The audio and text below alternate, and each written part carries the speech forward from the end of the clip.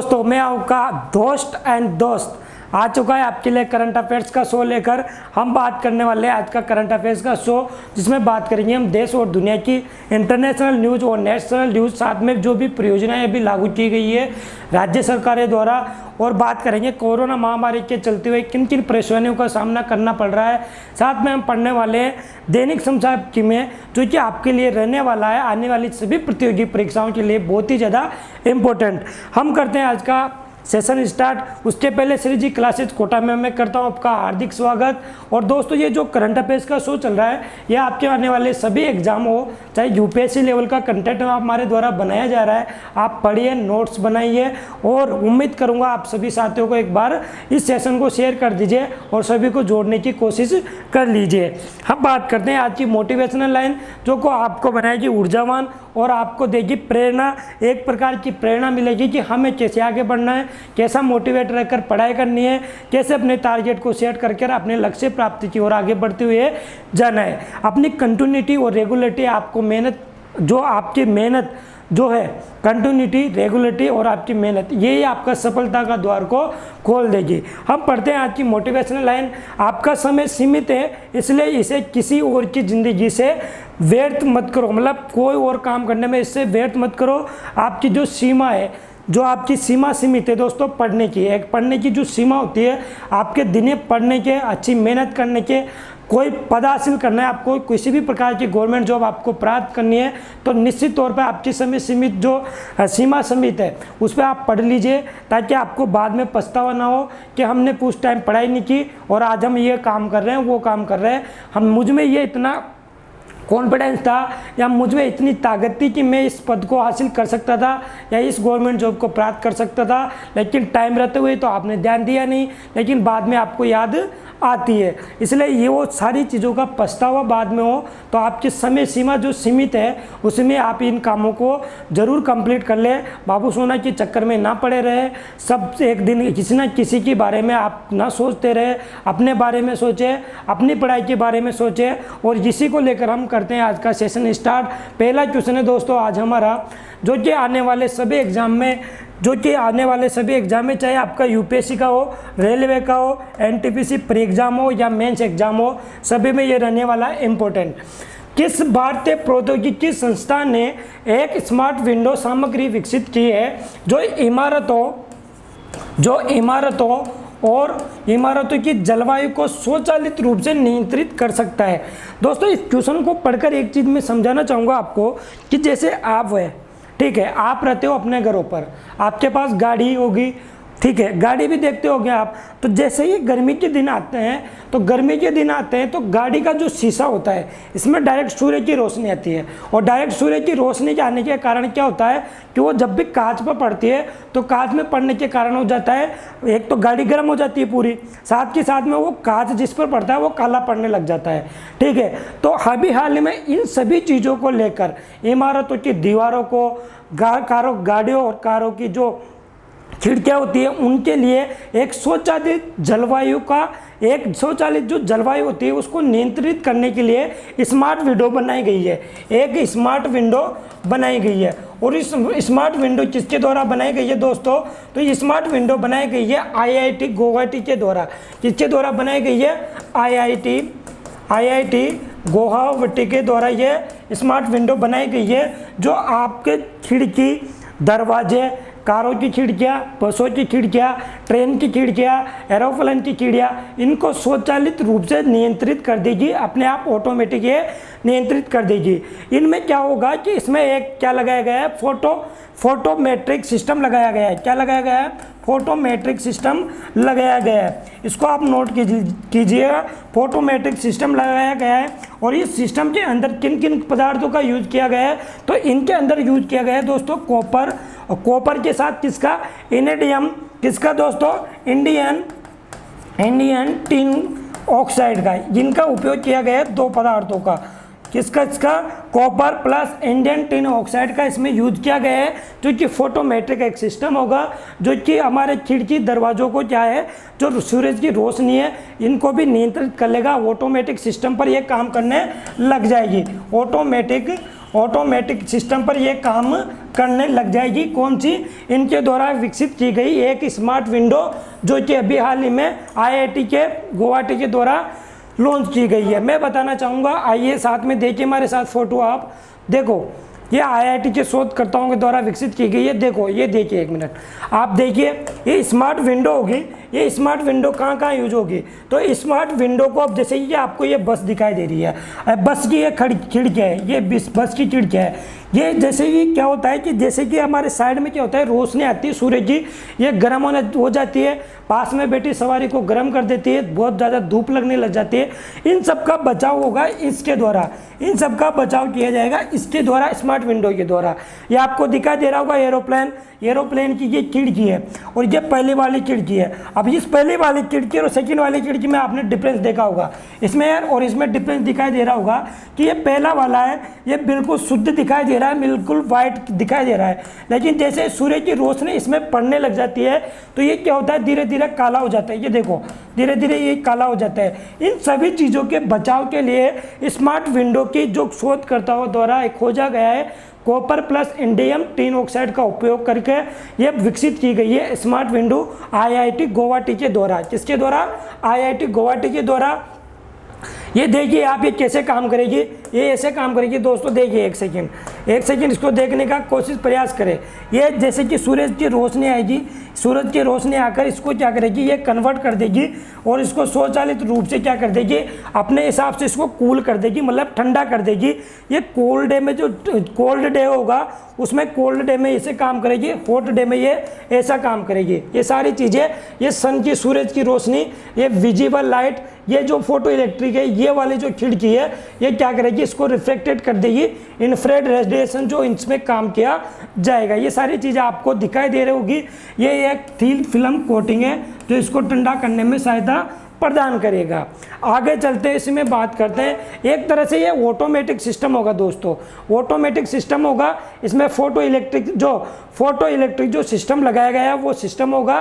साथ के साथ में ये जो कि ये सनलाइट है, जो भी स्ट्रॉन्ग सनलाइट हो या वीक सनलाइट हो, इन सबको ये क्या कर देगा, इसमें अंदर नहीं जाने देगा। मतलब ये देखिए आप, ये वाला एक सेकेंड, ये वाला देखिए आप, सेकेंड वाला, इसमें देखो ये स्ट्रॉन्ग सनलाइट है, ये स्ट्रॉन्ग सनलाइट है, ये जा रही है, ये खिड़की है, और देखिए इसके पार इधर इधर कुछ भी दिखाई नहीं दे रहा होगा। इसका जो इफेक्ट पड़ने वाला था, प्रभाव पड़ने वाला था, वो बिल्कुल इसने क्या कर दिया, नगण्य कर दिया, ताकि सूर्य की रोशनी वहाँ पर पहुँच नहीं पाएगी। ये सारी चीज़ आपको मैंने अच्छी तरह से समझाने की कोशिश की, ये आपको समझ में आया होगा। और ये नॉर्मल जो था, ये नॉर्मल खिड़कियाँ थी, ये वो वाली खिड़की जो इनके द्वारा विकसित की गई है। आगे चलते हैं, बात करते हैं इसमें, तो why this window was developed, तो ये डेवलप्ड की गई है, मैंने आपको बता दिया कि क्यों डेवलप्ड की गई है। हम चलते हैं नेक्स्ट क्वेश्चन की। एक बार फिर से मैं आपसे उम्मीद करता हूँ, एक बार सेशन को ज़बरदस्त शेयर कर दीजिए दोस्तों, सभी साथियों के साथ शेयर करके, सभी को इंस्टाग्राम, फेसबुक, व्हाट्सएप में, टेलीग्राम में, सब जगह इसको शेयर करके सभी को इन्वाइट कर लीजिए, ठीक है। हम चलते हैं नेक्स्ट क्वेश्चन की, बात करते हैं सेकंड क्वेश्चन की। सेकंड क्वेश्चन है दोस्तों हमारे पास, स्पेन के टॉप प्रिंसेस ऑफ ऑस्ट्रेलियस अवार्ड से किसे सम्मानित किया गया है? तो स्पेन का अवार्ड है दोस्तों, कहाँ का अवार्ड है, ये स्पेन का अवार्ड है। और स्पेन का ये जो सर्वाधिक जो प्रथम अवार्ड होता है वो अवार्ड है, नाम क्या है इसका, प्रिंसेस ऑफ ऑस्ट्रेलियस अवार्ड। ये कहाँ का अवार्ड है, ये अवार्ड है स्पेन का। अभी हाल ही में ये अवार्ड किसे सम्मानित किया गया है, तो इस अवार्ड से सम्मानित किया गया है दोस्तों, किन्हें, अमर्त्य सेन को। किनको सम्मानित किया गया है, अमर्त्य सेन को इनको इस अवार्ड दिया गया है, इस अवार्ड को दिया गया है, जिसका नाम है प्रिंसेस ऑफ ऑस्ट्रेलियस अवार्ड, जो स्पेन का है, ये इनको दिया गया है। अब इनको क्यों दिया गया, इनको दिया गया दोस्तों लोगों के कल्याणकारी के लिए, एक कल्याणकारी राज्य की स्थापना के रूप में, राज्य की स्थापना के रूप में इनको दिया गया है। अब ये कल्याणकारी राज्य की स्थापना के रूप में क्यों दिया गया, तो दोस्तों इनके द्वारा एक बुक लिखी गई थी जिसका नाम था पोएट्री एंड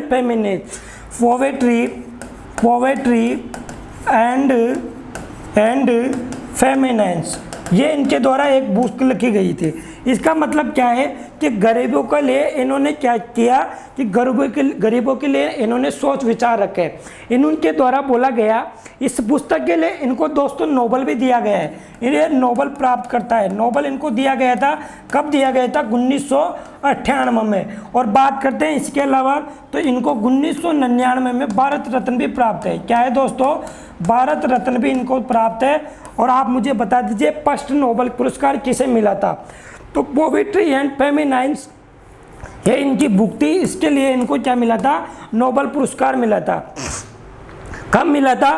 तो इनको मिला था इसमें, इसके लिए, और ये जो नोबल पुरस्कार मिला था ये इकोनॉमिक्स के क्षेत्र में मिला था। किसके क्षेत्र में मिला था? इकोनॉमिक्स के क्षेत्र में इनको ये पुरस्कार मिला था। और ये भारत का 6th नंबर का नोबल पुरस्कार था। कौन सा था दोस्तों?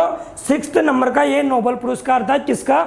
भारत का 6th नंबर का नोबल पुरस्कार था, जो अमर्त्य सेन जी को मिला था। 1998 में इनको नोबल पुरस्कार मिला, 1999 में इनको भारत रत्न मिला। इन्हीं के बारे में हम बात करते हैं। जो इनकी बुक है इसमें इनके द्वारा शब्द बोले गए थे, वो शब्द ये थे दोस्तों, तो ये थे दोस्तों अमर्त्य सेन, जिनको मिला है अभी हाल ही में कौन सा? स्पेन का टॉप प्रिंसेस ऑफ ऑस्ट्रेरियस जो अवार्ड है ये दिया गया है। जो कि इकोनॉमिक्स थे, एक इकोनॉमिस्ट थे, इनको नोबल का पुरस्कार मिल चुका है अमर्त्य कुमार सेन को। और इनकी बात करते हैं ये क्या थे दोस्तों? तो एक मिनट, एक सेकेंड। इनकी जो बुक थी दोस्तों, तो ये बुक थी इनकी कौन सी? पोएट्री एंड फेमिनाइन्स, ये इनकी बुक थी। क्या नाम था? पोएट्री एंड फेमिनाइन्स, ठीक है, ये इनकी बुक थी। अब इसमें क्या था दोस्तों? इनके द्वारा शब्द बोले थे कि जो बुक होती है ना, जो बुक होती है, ये बुक क्या होती है दोस्तों? ये बुक है ना इसलिए नहीं होती कि लोगों के पास खाने का अभाव है। ये भूख इसलिए नहीं होती कि लोगों के पास खाने का अभाव है, लेकिन ये भूख इसलिए होती है कि लोगों में क्या है? असमानता है। जिस देश में लोग रहते हैं उनमें बिल्कुल ज़्यादा असमानता फैली हुई है। जैसे कि बात करते हैं अपने भारत देश की, तो आपको पता है भारत देश में जो 90% जनसंख्या है और 10% जनसंख्या है, अगर 90 और 10 में इसका बंटवारा किया जाए तो 10% लोग ऐसे हैं जो भारत के 90% के हिस्सों की, इनके पास क्या है? धनी आदमी है। ये धनी आदमी है। जो 10% लोग हैं ये इतने धनी आदमी है कि इनका खर्चा ये उठा सकते हैं। भारत के लगभग 65 से 70% जो पॉपुलेशन है ये BPL परिवार में आती है, मतलब बिलो पॉवर्टी नीचे, मतलब गरीबी रेखा से भी नीचे आती है, जिसको भारत सरकार के द्वारा किसी न किसी परियोजना के तहत खाद्य सामग्री उपलब्ध करवाई जाती है, उनको राशन सामग्री उपलब्ध कराई जाती है, उनके लिए पेंशन वगैरह की स्कीम चलाई जाती है। ये भारत सरकार के द्वारा चलाई जाती है, जो कि एक प्रकार की बहुत ही ज़्यादा असमानता है। और ये भूख का जो कारण होता है ना, ये भूख का कारण इन्होंने बताया कि ये असमानता के कारण भूख का कारण होता है। तो आप एक वर्ड बोलोगे कि ये तो हम भी बता सकते हैं, हमें भी पता है, लेकिन आपने क्यों नहीं बताया? आप ही बताते। इन्होंने ये बात बताई और इनको मिल गया नोबल। यदि आप बताते तो आपको मिल जाता नोबल। तो ये सारी चीज़ें इनको बताया गई थी, किनके कारण? तो ये कारण बोला गया था पोएट्री एंड फेमिनाइन्स में, ये बोला गया था जो इनकी बुक थी। और इनको अभी हाल ही में Amartya Sen was selected for his best non work poetry and feminines, इसके लिए ये मिला गया था नोबल पुरस्कार। ये सारी चीज़ आपको अच्छे से समझ में आई होगी। उम्मीद करता हूँ आपको सेशन पसंद आ रहा होगा। और साथ ही साथ में मैंने आपको बता दिया कि इनके वर्ड क्या थे और इन्होंने क्या बोलना चाहा था। कि इन्होंने बोला था, in this work Sen has demonstrated hunger is not a result of lack of food. जो भूख है वो एक प्रकार की भूख है जो कि एक प्रकार का खाने का अभाव के कारण नहीं होती, but is result of inequalities in its mechanisms of distribution. और इसको जो बांटते हैं ना, उन लोगों के बारे में जो असमानता फैली हुई है, इसी के कारण ये भूख का कारण बना हुआ है। आगे चलते ये इनका ये व्यू था, एक तरह से इनके द्वारा ये बातें बोली गई थी। आगे चलते हैं और बात करते हैं दोस्तों, इसमें 3rd नंबर का क्वेश्चन, हाल ही में किस राज्य के राज्यपाल ने संपत्ति के नुकसान की वसूली की अधिनियम को अपनी सहमति दे दी? भैया ये क्या चीज़ होती है संपत्ति के नुकसान की वसूली का अधिनियम? तो कौन से राज्यपाल ने दे दी, इसकी भी हम बात करते हैं। और बात क्या है दोस्तों, यहाँ पर जो संपत्ति का नुकसान करेंगे, संपत्ति का नुकसान करेंगे, और संपत्ति का नुकसान कौन करेंगे बताइए कमेंट करके। संपत्ति के नुकसान की ये करेंगे वसूली, एक प्रकार के वसूलेदार बन जाएंगे। कौन? ये राज्य सरकार। तो दोस्तों ये राज्य सरकार है, ये सरकार है दोस्तों हरियाणा की। कहाँ की राज्य सरकार है? हरियाणा की। अब सिखाता हूँ मैं आपको मुद्दा क्या है इसका, तो आप सुनिए डिटेल्स में और नोट करते जाइए। देखो दोस्तों क्या होता है कि कोई भी दंगा प्रसाद होता है, अब ये दंगा प्रसाद होता है तो ये बन गए उत्तर प्रदेश के भाई बन चुके हैं हरियाणा, जो कि उत्तर प्रदेश लागू कर चुका है। आपको पता है योगी आदित्यनाथ जी और राज्यपाल आनंदीबेन पटेल के द्वारा ये वाला जो अधिनियम है संपत्ति के नुकसान का जो अधिनियम है ये लागू कर दिया गया है उत्तर प्रदेश में। और उत्तर प्रदेश में आपको पता है क्या बोला गया था, वही अधिनियम यहाँ पर लागू हुआ है। बात को समझिए और समझने की कोशिश कीजिए कि कोई भी दंगे उपद्रवी करवाता है, कोई भी नेता के अधीन कोई या तो दंगा होता है या कोई भी उपद्रवी, कोई गैंगस्टर या किसी भी प्रकार के दंगाबाजी जो होते हैं, वो क्या करते हैं कि जो बसों को जला रहे हैं, ट्रकों को जला रहे हैं, या किसी न किसी प्रकार के रेल पटरियों को उखाड़ रहे हैं, या किसी न किसी प्रकार की सरकारी जो संपत्ति होती है इससे नुकसान पहुंचाने का कार्य कर रहे हैं। ठीक है, अब सरकार को क्या होता है कि सरकार के द्वारा एक अधिनियम पारित कर दिया गया। इसमें बोला गया है कि अगर कोई भी आदमी सरकारी संपत्ति को नुकसान पहुंचाता है तो उससे वो पूरा पैसा वसूला जाएगा जितने की वो क्या है, वो वस्तु है। कौन, किसके द्वारा बोला गया? तो पहले तो बोला गया था उत्तर प्रदेश के द्वारा और अब बोला गया है हरियाणा के द्वारा कि कोई भी आदमी, कोई भी उपद्रवी, कोई भी दंगेबाज अगर सरकारी संपत्ति को नुकसान पहुंचाता है तो उससे पूरा पैसा वसूला जाएगा। साथ के साथ में अगर वो पैसा नहीं देता तो उसके द्वारा उसके घर पे जो भी संपत्ति है उसके पास, उसको नीलाम करके राज्य सरकार पैसा वसूलेगी। अगर फिर भी वो नहीं देता तो उसके जो उसने किसी के अधीन कार्य किया है, किसी राजनेता के द्वारा या किसी व्यक्ति के द्वारा उसको भड़काया गया था, उससे पैसे लिए जाएंगे। किसी न किसी प्रकार से उनसे पैसे तो लिए जाएंगे, वो सरकारी संपत्ति को एक जरा सा भी नुकसान पहुंचाते हैं। आगे बात करते हैं इसमें, यदि कोई बस इनके द्वारा जलाई गई, मान लो कोई बस इनके द्वारा जलाई गई और वो बस है दोस्तों पुरानी, मान लो वो 5 लाख की उसकी कीमत है और वो बस की कीमत वो थी 50 लाख की कोई बस थी और अभी हाल में वो बस पुरानी थी और उसको बड़ा पुरानी देकर उपद्रवियों ने सोचा ये नियम तो लागू हो गया, एक काम करते पुरानी बस को तो जला देते हैं। भाई नई बस को जलाने नहीं दे रहे तो पुरानी को तो जला देते हैं। 5 लाख ही तो लगेंगे। नहीं दोस्तों 5 लाख तो लगेंगे, लेकिन राज्य सरकार के द्वारा अगर बिल भेजा जाएगा ना और उसमें लिख दिया कि तुम्हें तो 5 नहीं 50 लाख देने हैं। राज्य सरकार है कितना भी पैसा वसूल सकती है, तुमने हमारी संपत्ति को नुकसान पहुंचाया तो क्या करेगी कि 50 लाख का बिल भेज देंगे घर पे, भैया चलो तुझे अरेस्ट करते हैं और हम करते हैं हमारा पैसा वापस दो, राज्य सरकार की संपत्ति को आपने नुकसान पहुंचाया और ये इस बिल के तहत आपने नुकसान पहुंचाया, इस बिल के तहत हम क्या कर रहे हैं आपसे वसूली कर रहे हैं। एक तरह से वसूली वाले भैया राज्य सरकार बन जाएगी, ये बात बोली गई। अब ये जो 50 लाख का बिल भेजा गया, इसको आप जो ये दोस्तों जो भी दंगेबाज या कोई भी व्यक्ति को ये बिल भेजा गया तो वो क्या कर सकता है, इसकी शिकायत ना तो डिस्ट्रिक्ट कोर्ट में कर सकता है ना किसी न्यायालय में कर सकता है। ये ज़्यादा से ज़्यादा कहाँ जाएगा, हाई कोर्ट में इसको जाना पड़ेगा। कहाँ पर जाना पड़ेगा, हाई कोर्ट में इसको जाना पड़ेगा और हाई कोर्ट में जाकर इसको कहना पड़ेगा कि मैंने तो 5 लाख की बस जलाई थी और आप मेरे से 50 लाख वसूला जा रहा है राज्य सरकार के द्वारा, ऐसा जुर्म मेरे साथ हो रहा है। तो ये बोलेंगे भैया जिनका जो सुलझाना करेगी वो करेगी फिर वहाँ की हाई कोर्ट में इसका मुकदमा चलेगा और जो फिर इनका केस होगा ये देख लेंगे। अपनी बात थी, मेरे को समझाना था वो मैंने समझा थी। तो किस राज्य के राज्यपाल ने संपत्ति के नुकसान की वसूली अधिनियम को अपनी सहमति दे दी, तो हरियाणा ने सहमति दे दी। उम्मीद करता हूँ आपको बात क्या थी ये सारी चीज़ें समझ में आ गई होगी। इनको फोटो वगैरह लेकर इनको पकड़ लिया जाएगा, जगह जगह इनको ढूंढा जाएगा यदि कोई भी सरकारी संपत्ति को नुकसान पहुंचाता है। हरियाणा की हम डेली बात करते हैं तो हरियाणा की राजधानी क्या है, चंडीगढ़। और हरियाणा के गवर्नर कौन है, आज सत्यदेव नारायण आर्य यहाँ के क्या है, गवर्नर है। सत्यदेव नारायण आर्य यहाँ के गवर्नर है। साथ में यहाँ के सीएम कौन है, ये तो थे दोस्तों राज्यपाल। और सीएम कौन है, यहाँ के सीएम कौन है, मनोहर लाल खट्टर यहाँ के क्या है दोस्तों, सीएम है। ये सारी चीज़ें मैंने आपको बता दी, आगे बताता हूँ मैं आपको, देखिए आप तो ये आप एक बार इसको भी नोट कर लीजिए। यदि आपने किसी दोस्त ने, मेरे प्यारे दोस्त और मेरे प्यारे साथी ने अगर नोट नहीं कर रखा हो तो इसको नोट कर लीजिए। राजधानी चंडीगढ़, राज्यपाल सत्यदेव नारायण आर्य, मुख्यमंत्री मनोहर लाल खट्टर, मनोहर लाल खट्टर, भैया खट्टर मत बनाओ यार। लोकसभा सीट 10, राज्यसभा सीट 5, विधानसभा सीट 90 और यहाँ के राष्ट्रीय उद्यान कलसेर और सुल्तानपुर। दोस्तों बहुत ही ज़्यादा इंपॉर्टेंट है सुल्तानपुर, जो कि हरियाणा के द्वारा पूछा जाता है, हरियाणा में पूछा जाता है। लोकसभा 10 नोट कर लेना, राज्यसभा 5 नोट कर लेना, इसका आधा, और विधानसभा 90 नोट कर लेना। ये हो गई हरियाणा की बात। आगे चलते हैं और बात करते हैं इसी में। तो ये हरियाणा के सीएम, मैं हरियाणा की आपको थोड़ा सा मैप के द्वारा बता दूं। ये रहा दोस्तों हरियाणा यहाँ पर, और हरियाणा की जो बॉर्डर है वो हरियाणा का बॉर्डर किसके साथ टच हो रहा है, ये रहा दोस्तों हरियाणा। ये दिल्ली के साथ ये हो रहा है, इधर पंजाब, इधर राजस्थान, ये हिमाचल प्रदेश, ये इसके साथ क्या हुआ, बॉर्डर लगा हुआ है हरियाणा का। आगे चलते हैं और बात करते हैं इसी में। तो हरियाणा के सीएम की बात करते हैं, तो ये रहे हरियाणा के सीएम।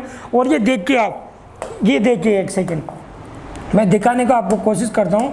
ये हरियाणा के सीएम है मनोहर लाल खट्टर, और इन्होंने बोला है, ये देखो कैसे दंगाबाजी सरकारी संपत्ति को नुकसान पहुंचाते। ये देखिए, जिनको रोकने के लिए कि उपद्रवी ज़्यादा उपद्रव ना मचाए, सरकारी संपत्ति को नुकसान ना पहुंचाए, इसी कारण ये लागू किया जा रहा है। तो governor of Haryana Satyadev Narayan Arya approved the Haryana recovery of damage of property bill. जो प्रॉपर्टी बिल है इसके द्वारा ये क्या करेंगे, जो डैमेज की गई संपत्ति है उसका वसूला जाएगा। भैया ला पैसा ला। राज्य में किसी भी सरकारी या निजी संपत्ति की रक्षा करना राज्य की जिम्मेदारी है। किसके द्वारा बोला गया है, इनके द्वारा बोला गया है। और ये disturbance of public order bill 2021 इन्होंने लागू कर दिया है। ठीक है, इन्होंने जो 18 मार्च को ये रखा था, किसके ऊपर, इनकी विधानसभा के अंदर ये बिल रखा था, जो लागू हो चुका है। आगे चलते हैं और बात करते हैं नेक्स्ट क्वेश्चन की। नेक्स्ट क्वेश्चन है दोस्तों, विश्व तंबाकू निषेध दिवस 31 मई को मनाया जाता है। 31 मई को कौन सा दिवस मनाया जाता है, विश्व तंबाकू निषेध दिवस। विश्व तंबाकू निषेध दिवस ये मनाया जाता है, 31 निषेध दिवस। जो भी भैया बीड़ी सिगरेट पीते हैं वो ध्यान रखें, विश्व तंबाकू निषेध दिवस 31 मई से पहले ग्लोबल बर्डन ऑफ डिजीज ने एक अध्ययन प्रकाशित किया है। एक ग्लोबल बर्डन डिजीज के द्वारा एक लिस्ट जारी की गई है, जो ये 31 मई को मनाया जा रहा है। इस अध्ययन में तंबाकू धूम्रपान करने वालों की संख्या के अनुसार भारत का स्थान बताया गया है। तो भारत का स्थान आपको क्या लगता है, पहला होगा दूसरा होगा, बताइए दोस्तों कौन सा होगा भारत का स्थान तंबाकू निषेध, तंबाकू पीने में, बीड़ी सिगरेट गांजा ये सारी चीज़ें, तंबाकू धड़ाधड़ चल रही है। आज की जनरेशन ऐसा काम कर रही है, मतलब कुछ मिले ना मिले, फल फ्रूट खाए नहीं खाए, दाग बादाम खाए ना खाए, पढ़ने आए ना आए, लेकिन सिगरेट तो बिल्कुल पीनी है। तो ये अभी हाल में भारत का स्थान आया दूसरा। कौन सा दोस्तों, भारत का स्थान है इसमें तंबाकू में दूसरा, जो सेवन करने वालों में भारत का स्थान कौन सा है, दूसरा है। और पहले में कौन है, पहले में धोखेबाज कौन दोस्तों, चीन पहले नंबर पे है, दूसरा कौन है, भारत है। अगर इसके फैक्ट्स की मैं बात करता हूं दोस्तों, तो 2000 जो 19, 20, 21 की मैं बात करूं, तो 19 से 20, 21 की बात करता हूं, तो लगभग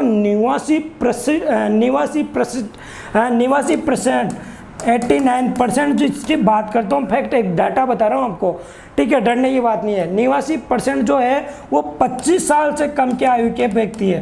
25 साल से कम आयु के व्यक्ति जो कि तंबाकू का सेवन करते हैं, ठीक है, 25 साल से कम आयु के जो व्यक्ति है 89% जो कि तंबाकू का सेवन करते हैं। देखिए आप रिकॉर्ड देखिए, है ना। और इसी में मैं बता दूं आपको 2019 से 2021 तक का आंकड़ा एक बात मैं बताना चाहूँगा। तो 2019 से 2021 तक लगभग 1.1 बिलियन, कितना, 1.1 बिलियन तंबाकू के सेवन करने वालों की संख्या पहुँच चुकी है। जो तंबाकू के सेवन करने की 1.1 बिलियन संख्या पहुंच चुकी है, ये संख्या पहुंच चुकी है तंबाकू के सेवन की। और मैं बात करता हूं दोस्तों इसी में, तो लगभग 7.7 मिलियन, कितना, 7.7 मिलियन लोगों की इसमें क्या हो गई है, मृत्यु हो चुकी है। किसके कारण, तंबाकू के सेवन के कारण। और एक फैक्ट और एक डाटा और नोट कर लीजिए कि 5 मृत्यु होती है, तो उस 5 मृत्यु में से 1 मृत्यु तो तंबाकू के कारण होती है।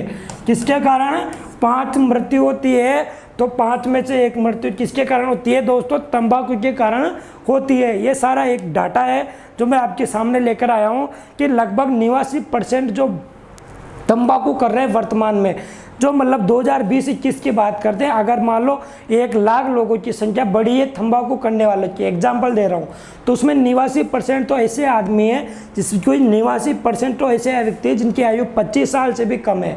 ये आप देख लेना, ये नोट कीजिएगा। और भारत का इसमें आया दोस्तों दूसरा स्थान तंबाकू के सेवन में। आगे हम करते हैं, बात करते हैं इसी में, तो इसमें बात करते हैं, देखिए growth of young smokers and growth of young smokers in India and the world. ये देखिए, ये डाटा मैं आपको बता रहा हूँ, ये देखिए एक second. Globally the number of smokers increase to 1.1 billion in 2019 से 2021। 2019 में 1.1 बिलियन ये इंक्रीज हुआ है, ठीक है। विद तंबाकू स्मोकिंग कोजिंग 7.7 मिलियन डेथ्स। कितने आदमी की मृत्यु?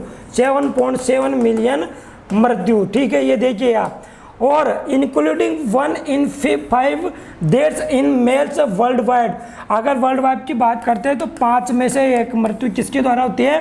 तंबाकू के कारण होती है, जिसमें कि बोला गया है among the new smokers 89% become added by age 25 age से भी कम के ये व्यक्ति है। ये देखिए आपको तंबाकू के बारे में पूरा इसका निपटारा कर दिया। तो दोस्तों दुए में अपनी ज़िंदगी ना उड़ाए, दुए में अपनी ज़िंदगी ना उड़ाए, वर्ल्ड तंबाकू निषेध दिवस को मनाएं, और मनाने के साथ में अपने जीवन में ये अपने जीवन की बात करें तो अपने जीवन में इन चीज़ों को उतारने की कोशिश करें। साथ में आपको बता दें कि इंडिया का लार्जेस्ट सेकंड नंबर है।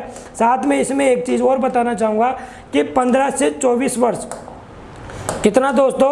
15 से 24 वर्ष की हम बात करते हैं 2019 में, इंडिया की बात कर रहा हूँ मैं, इंडिया में तो नियरली 2 करोड़, कितने व्यक्ति? 2 करोड़, कितने दोस्तों? 2 crore. And witness the highest increase of male smokers in this age group since 1990। के बाद में ये इतनी संख्या बढ़ती जा रही है 15 से 24 साल के बच्चों की। ये देख लो आप, countries with largest number of smokers की बात करते हैं तो कौन कौन सा देश इसमें शामिल है जिसमें सबसे ज़्यादा सेवन करते हैं? तो पहले में चाइना हो गया, दूसरे में इंडिया हो गया, तीसरे में दोस्तों इंडोनेशिया हो गया, चौथे नंबर में यूएसए हो गया, 5वें नंबर में रशियन हो गया, ये बांग्लादेश हो गया, इधर ये जापान हो गया 7वें नंबर पर। 8वें नंबर की हम बात करते हैं तो तुर्की हो गया, 8वें नंबर की तुर्की हो गया, 9वें नंबर में वियतनाम हो गया, और ये फिलीपींस हो गया 10वें नंबर पे। ये सारी चीज़ें मैंने आपको डाटा दे दिया। 5 सेकंड तक आपको याद रखना है कि स्मोकर्स कितने है। तो पहले नंबर में चाइना, दूसरे नंबर में भारत। ये देख लिया आपने। विश्व तंबाकू निषेध दिवस कब मनाया जाता है? तो 31 मई को मनाया जाता है। चलते हैं और बात करते हैं नेक्स्ट क्वेश्चन की।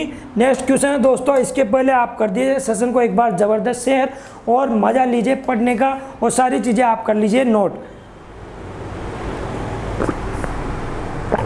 आगे पढ़ते हैं दोस्तों और करते हैं नेक्स्ट क्वेश्चन की बात। तो नेक्स्ट क्वेश्चन की बात करते हैं। अभी हाल ही में रुडोल्फ शिंडलर पुरस्कार जीतने के वाले पहले भारतीय कौन बन गए? कौन सा पुरस्कार दोस्तों?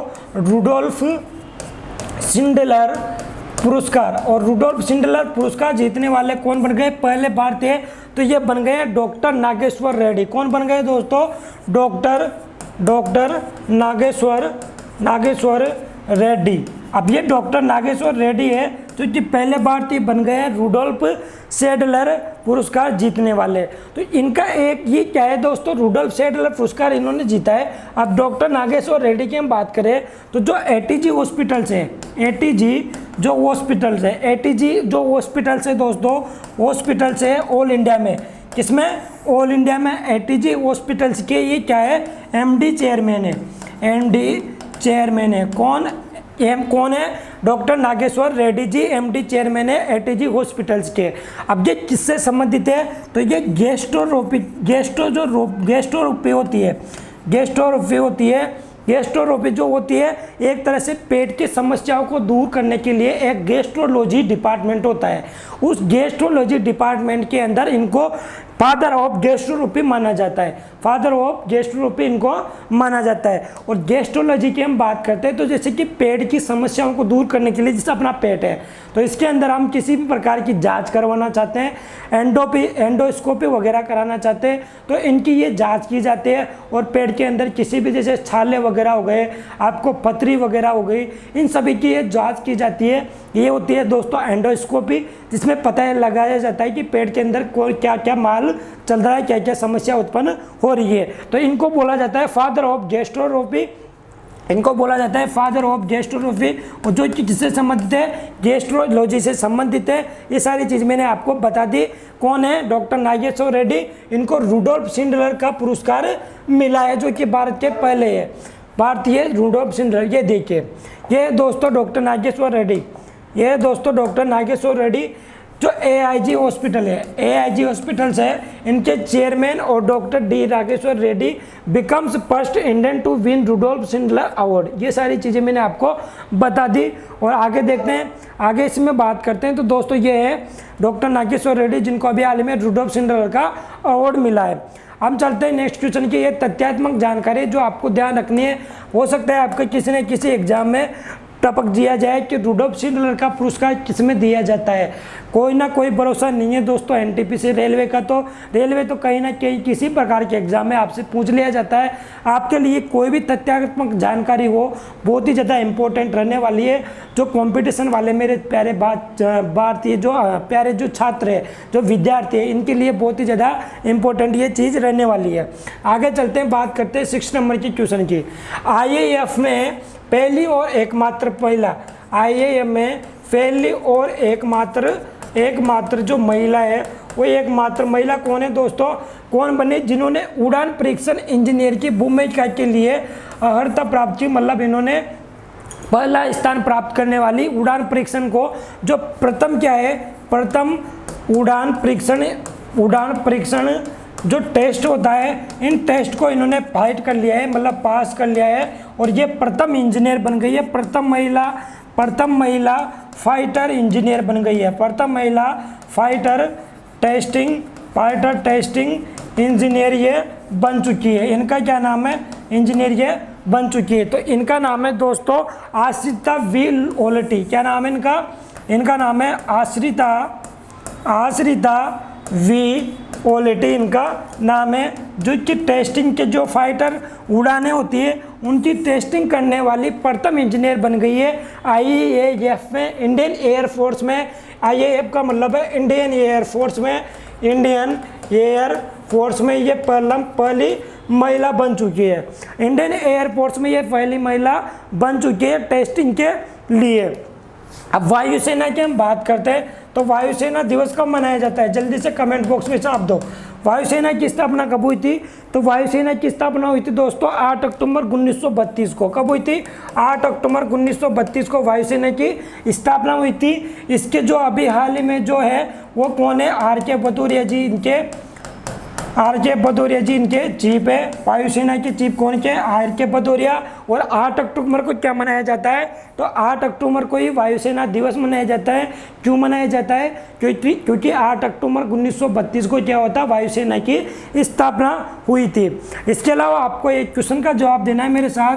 अभी हाल ही में जो पहली फाइटर जो महिला थी, प्रथम महिला जो फाइटर प्लेन उड़ाने वाली थी, उनका नाम क्या था, तो प्रथम महिला फाइटर जो प्लेन उड़ाया था वो कौन थी दोस्तों, तो इनका नाम आपको बताना है। तो फाइटर पायलट में नाम किसका गिना जाता है, भावना कांत का नाम गिना जाता है, भावना कांत का नाम गिना जाता है, जो कि प्रथम महिला थी। इसके अलावा आगे चलते हैं और इसमें बात कर ली मैंने आपके साथ वायुसेना की, और वायुसेना के बारे में बता दिया।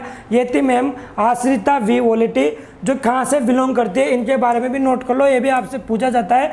जो कि दोस्तों कहाँ की है, कर्नाटक की है। कहाँ की है, कर्नाटक से ये बिलोंग करती है। और ये पहली first women flight test engineer बन चुकी है इंडिया की, आश्रिता वी ओलेटी। ये इसको नोट कर लेना, आने वाले एग्जाम में आपसे पूछा जा सकता है। ये देखिए आप, Ashrita first women flight test engineer बन चुकी है। ये सारी चीज़ आपको देख लीजिए। इसके बाद में ये इनके द्वारा ये 43वां फ्लाइट टेस्ट कोर्स था जो इन्होंने कंप्लीट कर लिया है। ये देखिए आपको लिए कि तथ्य भी याद करने हैं और नोट करते जाओ। नोट कर लो दोस्तों आपकी नोटबुक में, जो कि आने वाले एग्जाम के लिए बहुत ही ज़्यादा इम्पोर्टेंट है। तो फ्लाइट ल्यूटेंट भावना कांत जो है become the first women fighter pilot to be take part in the Indian Air Force IAF। ठीक है, ये कब बनी थी? तो ये बनी थी जनवरी रिपब्लिक डे के दिन 2021 में भावना कांत ये बनी थी। रिपब्लिक डे परेड में ये जनवरी 2021 में बनी थी। इसके अलावा फर्स्ट वुमेन कॉम्बैट पायलट की बात करते हैं, जिसमें कौन कौन सा अवनी है? अवनी चतुर्वेदी इसमें शामिल है। किसमें? कॉम्बैट पायलट में अवनी चतुर्वेदी, मोहना सिंह जितारवाल एंड भावना कांत, ये इनकी ये तथ्यात्मक न्यूज है जो आपको नोट कर लें कि पहली महिला जो पायलट की बात की है उनके बारे में ये सारी चीज़ें मैंने आपको डिटेल्स में बता दी। और कयाम एयर मार्शल जो है उसमें कौन है? Is the first women air marshal of the Indian air force, ये बन गई है कयाम एयर मार्शल की जो बात करते हैं उसमें। तो ये तीनों तथ्य आपको नोट कर लेने हैं, जिसमें ये इम्पोर्टेंट है और ये इसमें इम्पोर्टेंट है। भावना कांत के बारे में आपसे एग्जाम में पूछा जा सकता है। और फर्स्ट वुमेन कॉम्बैट पायलट में आपसे पूछा जा सकता है कि कौन कौन थी? तो वो थी अवनी चतुर्वेदी, मोहना सिंह एंड भावना कांत, ये तीनों लेडी थी। आगे चलते हैं और बात करते हैं हम नेक्स्ट क्वेश्चन की। नेक्स्ट क्वेश्चन में हम बताना चाहूँगा, इसके पहले देखिए 8 अक्टूबर 1932 को इसकी स्थापना हुई वायुसेना की। इसके चीफ RK भदौरिया है। और कमांडर चीफ की बात करते हैं तो प्रेसिडेंट कौन है? राष्ट्रपति रामनाथ कोविंद है। ये सारी चीज़ें आपको, तीनों सेनाओं के जो अध्यक्ष होते हैं किन्हें बोला जाता है? तीनों सेनाओं के अध्यक्ष कौन होता है? भारत का राष्ट्रपति होता है। आगे बात करते हैं और क्वेश्चन करते हैं हम नेक्स्ट क्वेश्चन, जिसका है 7 नंबर का क्वेश्चन। हाल ही में HS दोरेस्वामी कौन है दोस्तों? HS दोरेस्वामी, जिनका मात्र और मात्र 102 की उम्र में निधन हो गया। किनकी उम्र में? मात्र और मात्र 102 की उम्र में निधन हो गया है। वो किससे रिलेटेड थे, मतलब किससे संबंधित थे? तो HS दोरेस्वामी की जो उम्र की बात करते हैं तो इनका जो जन्म हुआ था दोस्तों 10 अप्रैल 1918 को हुआ था। 10 अप्रैल 1918 को हुआ था। कहीं पे 102 और कहीं पे 103 लिखा हुआ है, आप जोड़ लीजिएगा कितना होता है। ये तथ्यात्मक जानकारी नहीं है, इतना जरूरी नहीं है, बस ये पूछा जाएगा HS दोरेस्वामी किससे रिलेटेड थे? तो ये थे दोस्तों एक स्वतंत्रता सेनानी। कहते हैं ये एक प्रकार के स्वतंत्रता सेनानी थे। अब ये स्वतंत्रता सेनानी किस प्रकार से थे? तो इनके द्वारा आंदोलन किया गया था विनोबा भावे के द्वारा। किनके द्वारा? विनोबा भावे, आपने नाम सुना होगा। विनोबा भावे के द्वारा आंदोलन किया गया था। विनोबा भावे के द्वारा एक आंदोलन किया गया था। और उस आंदोलन का नाम आपको बताना है बूदानो का आंदोलन। कौन सा आंदोलन था दोस्तों? बूदानो का आंदोलन। बूदानो जो आंदोलन था, इस आंदोलन में कौन सक्रिय नेता थे? जो सक्रिय इससे स्वतंत्र सेनानी थे वो थे दोस्तों HS दोरेस्वामी, जो इनके साथ थे। और इन्होंने इसमें क्या किया था? हिस्सा लिया था। बूदान जो आंदोलन था इसमें ये शामिल थे। कौन शामिल थे? HS दोरेस्वामी। किसके साथ शामिल थे? विनोबा भावे के साथ शामिल थे। अब ये जो आंदोलन चलाया गया था तो इनके द्वारा जो क्या होता था कि उस टाइम पे क्या थे? जमींदार थे, बड़े बड़े जमींदार थे जिनके पास हजारों बीघा की ज़मीनें होती थी। ठीक है, और वहाँ पे होते थे गरीब किसान जिनके पास खेती करने लायक भी ज़मीन नहीं होती थी। तो इनके द्वारा जो बातें बोली गई है, आंदोलन चलाया गया था, इनका प्रयास ये रहता था कि जमींदारों से खेती के लिए, किसानों को खेती के लिए क्या किया जाए? ज़मीन ली जाए। किससे? जमींदारों से। और किनको दी जाए? वो दी जाए गरीब किसानों को। और गरीब किसान उसमें खेती लायक जो भी काम होगा वो कर लेंगे और अपने आजीविका चला लेंगे। तो इस प्रकार का ये आंदोलन किया गया था विनोबा भावे जी के द्वारा। और साथ में शामिल कौन थे? HS दोरेस्वामी, जो कि मात्र 102 के साल में इनका निधन हो गया है। आगे चलते हैं और बात करते हैं इसमें। तो ये देखिए, तो इनका जन्म 10 अप्रैल 1918 को बेंगलोर में हुआ था। और ये सारी चीज़ें, साथ में ये भारत छोड़ो आंदोलन और विनोबा भावे के साथ बूदान आंदोलन में भी उनकी भागीदारी के लिए जाने जाते हैं। और ये कर्नाटक में नागरिक समाज आंदोलन में भी एक परिचित व्यक्ति थे, क्योंकि उन्होंने बेंगलोर में जिलों को, जो बेंगलोर में जिले वगैरह थे उनको पुनर्जीवित करने के लिए अभियान चलाया था। और इनका कोविड-19 के कारण क्या हो गया? निधन हो गया है। ये सारी चीज़ें आपको पता चल गई। ये है दोस्तों HS Doraiswamy fight till the end, मतलब एक प्रकार के स्वतंत्रता सेनानी थे जिनका एंड हो गया है। ठीक है, ये सारी चीज़ें आपको दिखा दी रही होगी, ये सारी चीज़ मैंने आपको बता दिया। आगे चलते हैं और बात करते हैं विनोबा भावे जी के साथ भूदान आंदोलन में, भूदान मूवमेंट में ये क्या थे, शामिल थे। आगे चलते हैं, नेक्स्ट क्वेश्चन है, देखिए आपके लायक क्वेश्चन है भैया, जो सीरियल वेब सीरीज देखते हैं उनके लायक एक क्वेश्चन है। कौन सी बॉलीवुड अभिनेत्री 14 जून 2021 को अपनी आत्मकथा मतलब खुद की बायोग्राफी लेकर आ रही है, और उस बायोग्राफी का नाम है सच कहूँ तो। क्या नाम है दोस्तों? सच कहूँ तो। क्या नाम है बायोग्राफी का नाम? सच कहूँ तो। ये किसके द्वारा लाई जा रही है? उस बॉलीवुड अभिनेत्री का नाम है नीना गुप्ता। क्या नाम है दोस्तों?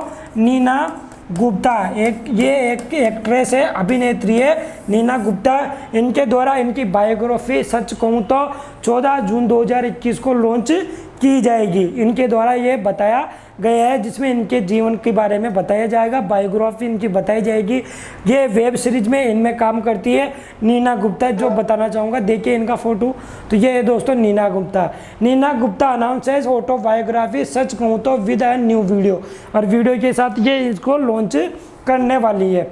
आगे चलती है, देखिए आप इसकी बात करते हैं तो Neena Gupta recently played grandmother in Netflix film Sardar का ग्रैंडसन। इसमें ये अभी हाल में क्या कर रही है, काम कर रही है। किस में काम कर रही है? देखिए एक सेकेंड, ये ग्रैंड मतलब दादी का काम कर रही है। कौन सी? नेटफ्लिक्स जो फिल्म होती है उसमें सरदार का ग्रैंडसन, किसमें? सरदार का ग्रैंडसन, इसमें ये काम कर रही है, जो इसका नाम है सरदार का ग्रैंडसन। और will soon release the her autobiography सच कहूँ तो। सच कहूँ तो ये किसके द्वारा लॉन्च की जा रही है? नीना गुप्ता के द्वारा लॉन्च की जा रही है, जो इनकी खुद की ऑटोबायोग्राफी है। ये देखिए दोस्तों, सच कहूँ तो। ठीक है, ये सारी चीज़ें मैंने आपको बता दी। 14 जून को ये इनकी आत्मकथा रिलीज होगी। अब चलते हैं नेक्स्ट क्वेश्चन की, करते हैं बात। नेक्स्ट क्वेश्चन है दोस्तों, किस राज्य सरकार ने अंकुर योजना शुरू करने की घोषणा की है, जिसके तहत नागरिकों को पेड़ लगाने के लिए सम्मानित किया जाएगा? भैया मौसम चलने लग गया बारिश का। क्या चलने लग गया? बारिश का मौसम चलने लग गया। और बारिश का मौसम चलने लग गया तो राज्य सरकार के द्वारा योजना भी चलने लग गई, और उसमें सबसे पहले निकल के आई दोस्तों अंकुर योजना। क्या निकल के आई? अंकुर योजना। और जो अंकुर योजना है, ये अंकुर योजना की बात करते हैं तो अंकुर योजना किसके द्वारा चलाई जा रही है दोस्तों? तो अंकुर योजना चलाई जा रही है मध्य प्रदेश के द्वारा। किसके द्वारा चलाई जा रही है? मध्य प्रदेश के द्वारा चलाई जाएगी। और इस मध्य प्रदेश के द्वारा चलाई जाएगी तो इस अंकुर योजना में होगा क्या? चलो बताओ जिसको पता है। पेड़ लगाने होंगे, नॉर्मल सी बात है भैया। पेड़ लगाने के साथ साथ आपको प्राण वायु अवार्ड भी मिला जाएगा। प्राण वायु अवार्ड भी दिया जाएगा डिस्ट्रिक्ट लेवल में। कौन सा अवार्ड? तो इसमें दिया जाएगा प्राण वायु अवार्ड। प्राण वायु अवार्ड इसमें दिया जाएगा। अब बात करते हैं कि अंकुर योजना में होगा क्या। कुछ भी नहीं होगा दोस्तों, ध्यान से सुनिए। क्या करना है? आपको पेड़ लगाना है। पेड़ लगाने से पहले आपको लेनी है एक इस प्रकार की अच्छी सी सेल्फी ले ली, और सेल्फी लेकर उसको कहाँ? वायुदूत नाम का एक ऐप होगा, वायुदूत नाम का एक ऐप होगा, और उस ऐप में जाकर वहाँ पे अपलोड कर देना है। ठीक है, आपने पौधा लगा दिया, वायुदूत में जाकर आपने लगा दिया आपकी सेल्फी वाला फ़ोटो कि हम लगा रहे हैं पौधा। दोस्तों आप पौधा लगाने के बाद बिल्कुल ऐसे निठल्ले होकर न बैठेगा, उस पौधे की केयर भी कीजिएगा। क्यों? आपके द्वारा पौधा लगाया गया एक सेल्फी के लिए नहीं, वो एक प्राण वायु जो ऑक्सीजन का आपका भंडार बनेगी, आपको अच्छी तरह से ऑक्सीजन गैस प्राप्त होगी। तो आपने पौधा लगाने के बाद इसमें अपलोड कर दिया। अब आपका पौधा जैसे ही बड़ा होगा तो 30 दिन के बाद में, कितने दिन के बाद में? 30 दिन के बाद में एक फिर और सेल्फी लेनी है, उसके साथ जाकर अच्छा सा फ़ोटो खिंचाना है। और फोटो खिंचाने के साथ साथ वो पौधा बड़ा भी होना चाहिए, ताकि आपने 30 दिन तो कम से कम उसकी केयर की होगी, तो पौधा थोड़ा सा बड़ा होगा, बाहर निकला होगा ज़मीन से तो थोड़ा सा बड़ा होगा। और बड़ा होने के साथ उसके साथ 30 दिन के बाद सेल्फी लेनी है, और सेल्फी लेने के बाद कहाँ अपलोड करनी है? वापस वायुदूत ऐप में अपलोड करनी है। फिर आपको किया जाएगा सेलेक्ट, और सिलेक्ट करने के बाद आपको मिलेगा प्राणवायु जो है, प्राणवायु जो अवार्ड है वो दिया जाएगा डिस्ट्रिक्ट लेवल में। तो ये सारी चीज़ें अंकुर योजना के तहत जिसमें लोगों को मोटिवेट किया जा रहा है कि आप पेड़ लगाइए, आपको प्राणवायु अवार्ड दिया जाएगा और 30 दिन तक का ये काम चलेगा। और इसमें बोला गया है कि दोस्तों जो पेड़ लगाएगा उसको फ़ोटो लेना है और दूसरे को दूसरा फ़ोटो 30 दिन के बाद लेना है। ये सारी चीज़ें मैंने आपको अच्छी तरह से समझा दी। दोस्तों एक योजना थी प्यार का पौधा। क्या योजना थी? प्यार का पौधा। और ये प्यार का पौधा कहाँ पर चलाई गई थी, इसका नाम आपको जल्दी से कमेंट बॉक्स में छापना है। तो प्यार का पौधा कहाँ पर चलाई गई थी? तो ये चलाई गई थी कौन से राज्य में बताओ? प्यार का पौधा चलाई गई थी दोस्तों कहाँ पर? बिहार पर। कहाँ पर? बिहार में। ये बिहार के द्वारा चलाई गई थी। और अभी हाल में मध्य प्रदेश के द्वारा अंकुर योजना चलाई गई है। मध्य प्रदेश के बारे में बताना ज़्यादा आपके लिए ज़रूरी है, तो सुनिए मध्य प्रदेश के राज्यपाल कौन है? आनंदी सिंह बेन पटेल। आनंदी बेन जो पटेल है यूपी की भी है और राज्यपाल एमपी की भी है। और जो मामा है सीएम शिवराज सिंह चौहान, वो मामा यहाँ के सीएम है, chief minister of Madhya Pradesh है। महाकाल की नगरी उज्जैन मध्य प्रदेश में हाल में जो मध्य प्रदेश के द्वारा बहुत ही ज़्यादा योजनाएं लॉन्च की गई है। साथ में हम बात करते हैं उज्जैन की, तो उज्जैन शिप्रा नदी के किनारे स्थित है दोस्तों। जो कोविड महामारी के चलते हुए इनके द्वारा बहुत ज़्यादा लॉन्च की गई है। मैंने आपको सबको डिटेल्स में बताया है। और मध्य प्रदेश की राजधानी क्या है दोस्तों? भोपाल है। मध्य प्रदेश की राजधानी कहाँ है? भोपाल है। भारत का हृदय क्या बोला जाता है मध्य प्रदेश को? ये देखिए सारी चीज़ें साथ में आपको बता दूं। इन तथ्यों को आप एक बार डेकोरेटेड अपनी कॉपी में बिल्कुल नोट कर लीजिए। साथ के साथ शेयर करते रहिए सेशन को, साथ ही लाइक कमेंट जरूर चलने दें और बताते रहिए दोस्तों आंसर। राजधानी भोपाल, राज्यपाल आनंदीबेन पटेल, मुख्यमंत्री शिवराज सिंह चौहान मामा, लोकसभा की सीट 29। लोकसभा की सीट कितनी है? 29। राज्यसभा की कितनी है? 11। और विधानसभा की कितनी है? 230। कितनी सीट हो गई? 29, 11, 230 यहाँ की सीटें हैं। मध्य प्रदेश में अभी हाल में कोविड-19 के जो म्यूकर माइक्रोसिस जो पता है आपको ब्लैक फंगस है, उसकी भी यूनिट लगाने की बोला गया था। जो कहाँ लगेगी? भोपाल और जबलपुर में 2 यूनिट लगाई जाएगी ब्लैक फंगस म्यूकर माइक्रोसिस के लिए। और यहाँ के राष्ट्रीय उद्यान जो कि बहुत इंपॉर्टेंट है, आपसे एग्जाम में कोई ना कोई राष्ट्रीय उद्यान पूछा जा सकता है। पन्ना वन विहार, सतपुड़ा, माधव कान्हा जीवाश्म, दिनसोर जीवाश्म जो बांधवगढ़, इंदिरा प्रियदर्शनी, ये यहाँ के बात करें तो कान्हा, पन्ना, बांधवगढ़, सतपुड़ा, कैनू नेशनल पार्क जो है मध्य प्रदेश का, कुनो नेशनल पार्क। ये कुनो नेशनल पार्क आपको पता होगा अभी हाल में चर्चा में रहा है। क्यों चर्चा में रहा है? कि यहाँ से नवंबर में अफ्रीका से चीता मंगवाए जा रहे हैं और वो चीताओं को कहाँ पर रखा जाएगा? मध्य प्रदेश के कुनो नेशनल पार्क में रखा जाएगा। ये भी आपको अच्छे से नोट कर लेना है, याद नहीं तो रिविजन कर लेना है। देखिए सुनिए और ध्यान से सुनते जाइए। कुनो नेशनल पार्क में चीताओं को लाया जा रहा है। चीताओं की कमी हो जाने के कारण, क्योंकि चीता क्या है लुप्त हो चुके हैं भारत में से। मध्य प्रदेश की बात करते हैं तो मध्य प्रदेश की इंडिया के मैप में कहाँ पर है?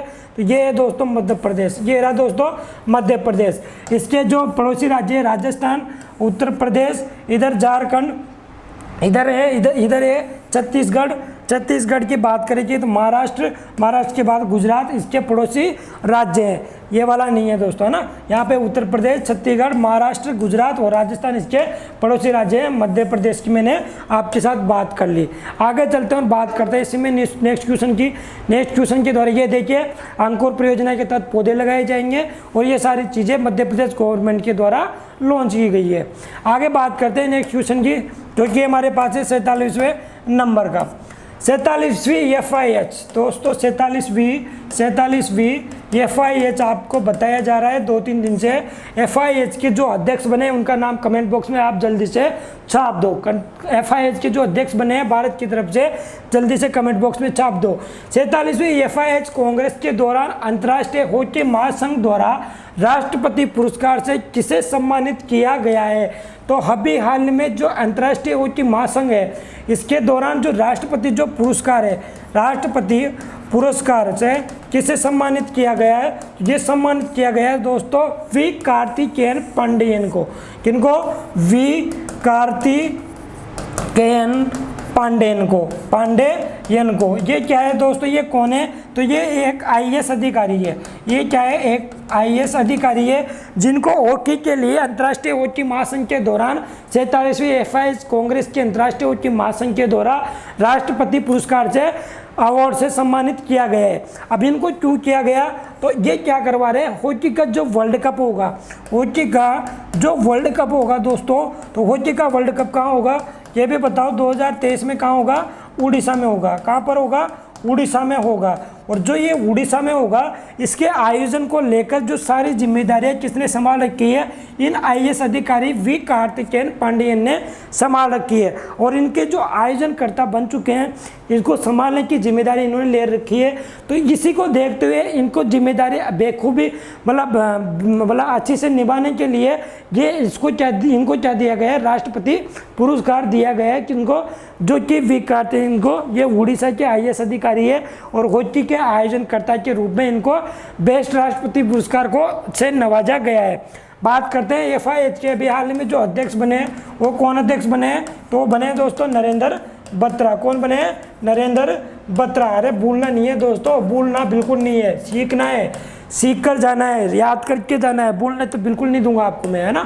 तो इनको नवाजा गया राष्ट्रपति पुरस्कार से। ये देखिए winner of the FIH presidents award, इनका नाम है V Karthikeyan Pandian during the 47वीं कांग्रेस जो थी।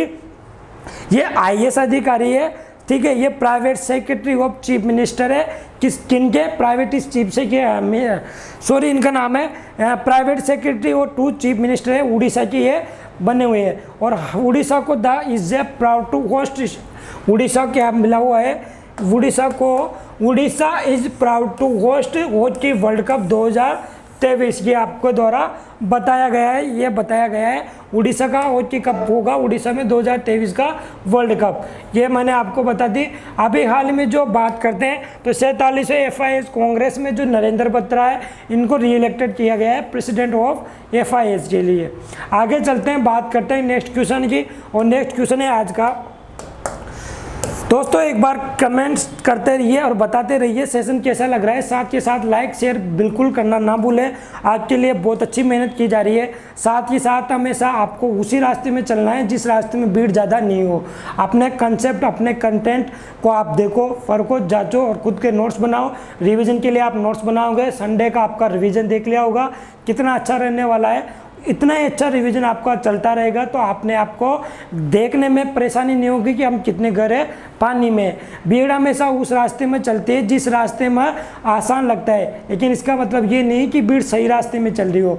अपने रास्ते खुद चुने ताकि लोग आपको, आपसे बेहतर कोई और नहीं जानता, खुद से ज़्यादा बेहतर किसी को कोई नहीं जानता, खुद अपने आप को अच्छी तरह जानते हैं। हाल ही में किस देश के पास एक मालवाहक जहाज में आग लग गई जिससे समुद्र में तेल फैलने का खतरा हो गया। दोस्तों इस क्वेश्चन को ध्यान से सुनेगा, ये इंपॉर्टेंट क्वेश्चन रहने वाला है और इसमें से क्वेश्चन बना था UPSC में और UPSC CDS में ये क्वेश्चन बना था। तो ये CDS का क्वेश्चन भी मैं आपके लिए लेकर आया हूँ कि कौन सा क्वेश्चन कैसे बनता है। तो हाल ही में किस देश के पास एक मालवाहक जहाज में आग लग गई जिससे कि समुद्र में तेल फैलने का खतरा बढ़ गया। तो दोस्तों जो बात करते हैं जहाज़ की, ये जहाज़ कहाँ का था, ये था दोस्तों सिंगापुर का। कहाँ का था, सिंगापुर का ये जहाज था। बात करते हैं कहाँ से जा रहा था, तो ये जा रहा था गुजरात के पोर्ट का नाम था, गुजरात से ये जा रहा था। और ये जो आग लगी ये कहाँ लगी, कोलंबो पोर्ट के पास में। कोलंबो पोर्ट जो कि कहाँ स्थित है, श्रीलंका में स्थित है। और यहाँ पे लग गई, इसमें क्या आग लग गई, किसमें, इसमें आग लग गई, ठीक है। सिंगापुर से ये जा रहा था, कहाँ जा रहा था, तो ये जा रहा था सामान लेकर, सिंगापुर का ये जहाज था जो भारत के गुजरात से ये जा रहा था। और हम बात करते हैं जहाज का नाम था MV एक्सप्रेस, क्या नाम था, MV जहाज का क्या नाम था दोस्तों, MV एक्सप्रेस ये जहाज का नाम था जो सिंगापुर का जहाज था। अब हुआ क्या दोस्तों कि ये जा रहा था दोस्तों, मालवाहक जहाज था, ये सामान लेकर जा रहा था। जैसे ये भारत से निकला और भारत से निकलने के बाद ये कहाँ जा रहा था, कोलंबो पोर्ट के पास, श्रीलंका में जा रहा था। ये देखिए श्रीलंका में जा रहा था। तो दोस्तों कोलंबो पोर्ट जैसे ही आने वाला था तो उसके 16 किलोमीटर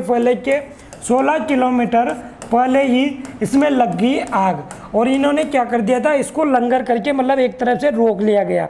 ये रोक लिया गया था 16 किलोमीटर पहले, किसमें, कोलंबो पोर्ट के आने से पहले, कोलंबो पोर्ट से आने से पहले इन्होंने रोक लिया और ये समुद्र में रुक गया। अब बात करते हैं जो इसमें जो था, इसमें था कौन सा था इसमें, तो ये दोस्तों गुजरात के हजीरा पोर्ट से जा रहा था कोलंबो पोर्ट तक और इसमें लग गई आग। और इसमें जो आग लगी दोस्तों, तो ये आग लगी किसके कारण, तो ये आग लगी दोस्तों इसमें जो था, एक सेकेंड,